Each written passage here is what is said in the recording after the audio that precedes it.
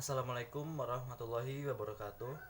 Nama saya Frenhy Abdul Ghalib, NIM 1703016072. Hendak menjawab soal UAS mata kuliah dasar-dasar manajemen pendidikan. Soal pertama mengenai menjelaskan peta konsep dari fungsi delegasi.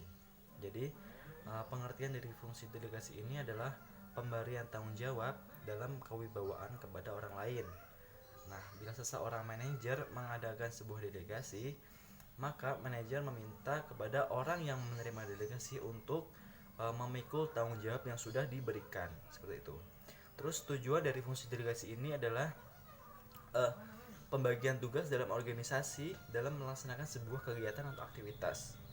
Tentu saja guna untuk mencapai tujuan sebuah organisasi itu kan tidak bisa dilakukan oleh seseorang, jadi harus dibagi-bagi biar efektif.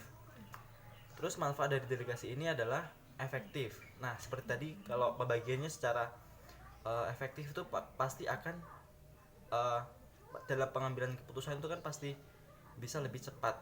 Terus yang kedua, melatih tanggung jawab. Nah, ini juga sangat penting, sangat manfaat dari adanya delegasi. Terus yang kedua, memberi keputusan yang lebih baik.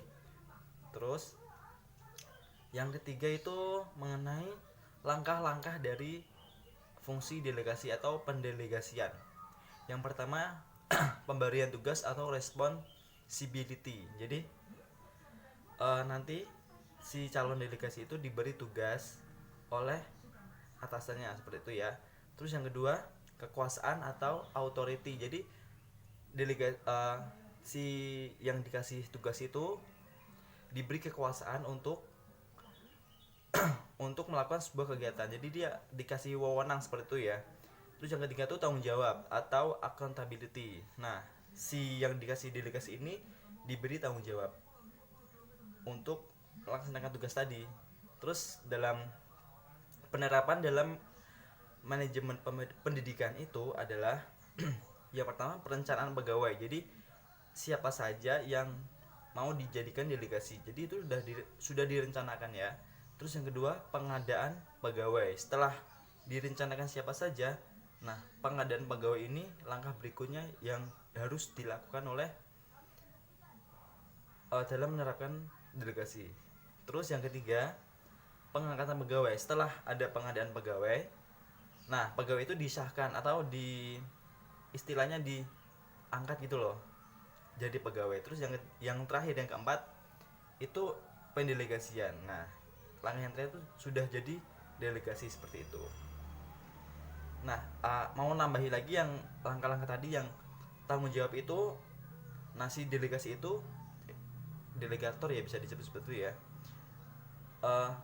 memberi laporan bagaimana ia diberi wewenang. Jadi setelah dia melakukan semua kegiatan atau aktivitas, dia harus membuat laporan untuk mempertanggungjawabkan itu wewenangnya yang sudah diberikan. Lanjut soal kedua, misalkan ada kasus dalam waktu bersamaan seorang kepala sekolah diundang dalam dua acara yang bersamaan.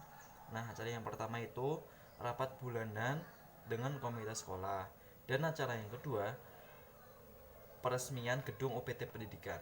Bagaimana yang harus dilakukan oleh kepala sekolah? Nah, menurut saya menjadi seorang kepala sekolah itu kan harus bijaksana, amanah, terus jujur. Pokoknya kepala sekolah harus bisa mengambil keputusan yang bijak, yang mana yang harus dihadiri. Nah, tapi menurut saya kepala sekolah itu harus menghadiri rapat dengan komite sekolah. Kenapa seperti itu? Karena dalam Permendikbud RI nomor 6 tahun 2018 bab 6 pasal 15 itu kan kepala sekolah sepenuhnya melaksanakan tugas manajerial sekolah mengenai bisa kewirausahaan, bisa keuangan atau yang lainnya. Terus kepala sekolah itu juga harus mempunyai tujuan untuk mengembangkan mutu sekolah. Nah, dalam pengembangan mutu sekolah ini atau kualitas dari sebuah sekolah itu harus diadakan rapat dengan komite sekolah. Nah, ini waktu yang tepat dalam curah pendapat agar bagaimana kedepannya agar sekolah itu bisa menjadi kualitas yang bagus atau mempunyai mutu yang baik ya, seperti itu ya. Terus kalau ke menghadiri acara peresmian gedung UPT pendidikan itu kan cuman sekedar menghadiri peresmian doang, kayak sekedar peresmian gitu loh. Jadi kayak misalkan dia nggak hadir pun nggak masalah, peresmian tetap berjalan. Tapi kan dalam sisi lain ketika rapat bulanan itu seorang pemimpin tidak hadir, itu kan pasti kan kayak anak buahnya bingung gitu loh, kayak mau kesini mengambil keputusan tapi pemimpinnya nggak ada, kan jadinya kayak terhambat semua. Jadi keputusan nanti ketika kepala sekolah menghadiri peresmian itu pasti akan kacau atau terhambat. Berbeda kalau kepala sekolah lebih memilih menghadiri rapat bulanan dengan komite sekolah, itu akan lebih efektif dan lebih berguna dan lebih bermanfaat ke depannya. Seperti itu. Mungkin itu saja pendapat dari saya. Kurang lebihnya mohon maaf.